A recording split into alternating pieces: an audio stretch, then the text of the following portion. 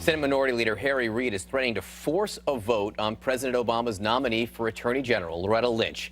She's been waiting 160 days for this Senate vote, but we should tell you there are signs that the block could be resolved soon, and perhaps as soon as next week there could be a vote, but man, it has taken a long, long time. Joining us now, Richard Socarides, former senior advisor to President Bill Clinton and a Democratic strategist. Also here, Sherry Jacobus, a Republican strategist and the president of the political consulting firm Capital Strategies, PR.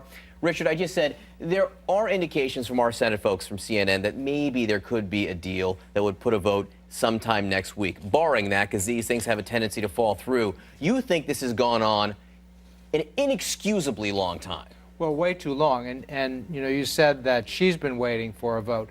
The unfortunate part about it is that the American people have been waiting to have this woman confirmed, a career prosecutor, an African-American woman who has been waiting for the longest time since 7 attorney generals combined, and for absolutely no good reason. I mean, the Republicans are blocking her without any reason whatsoever. Technically speaking, the Democrats are blocking a vote on a human trafficking bill because there is abortion language in that bill. Democrats aren't allowing that vote. The Loretta Lynch vote would have to come after the human trafficking vote. Sherry Jacobus, is this a fight worth having for the Republicans? You know, Rudy Giuliani, who thinks that President Obama doesn't love America, Giuliani loves Loretta Lynch. She calls her an extraordinary pick to be Attorney General. So why not have the vote? Look, Mitch McConnell is well within his rights and his job description to do this. This is the type of thing that happens all the time. The Democrats and Harry Reid did this sort of thing all the time to Republicans. And in fact, when he was the majority leader, you know, they actually instituted rules that made it harder for the minority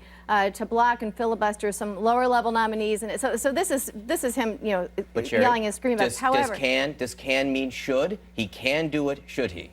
I think it's fine. I think it's going to have to be resolved at some point, but they're making a point. And the Democrats screaming about the abortion language in this bill, it's basically the Hyde Amendment, which means no federal funding for abortions. It doesn't ban abortion.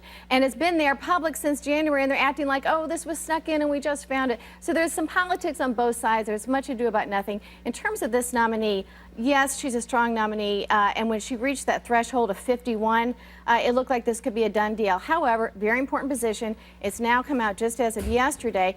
Senator Vitter sent her a letter asking, what would you be willing to, or would you commit to an investigation of Hillary Clinton, the email scandal, which is very serious. That's not just partisan Republicans saying it, that's voters and the public when you look at the polls. And she wrote back yesterday and said, you know, I just don't have enough information, so I can't commit to that.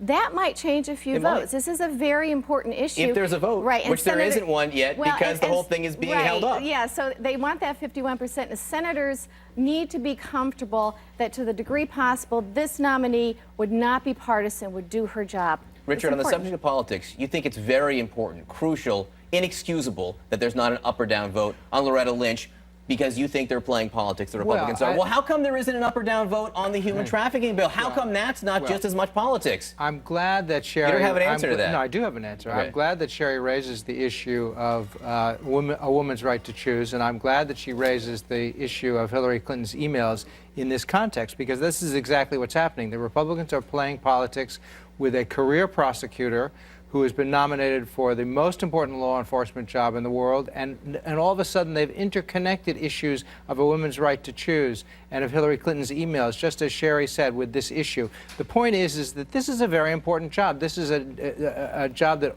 American security and freedom depends upon this job. Now, the ironic thing here, of course, is that Republicans have complained for 6 years now almost how horrible Eric Holder is and that he's a partisan attorney general, and now they're fighting to keep him. I mean, it is the amazing thing is that the hatred of Barack Obama by these Republicans is so without bounds that they have decided that they want to keep Holder in there just to punish. Let's hang on one second, Sherry. Hang on one second. Hang on one second. Well, you know who thinks it might be a little bit, or who thinks that this is getting tied up in it, is Jeb Bush. Jeb Bush in New Hampshire yesterday commenting on the Loretta Lynch vote. He thinks the vote should go forward. Let's listen to what Jeb said.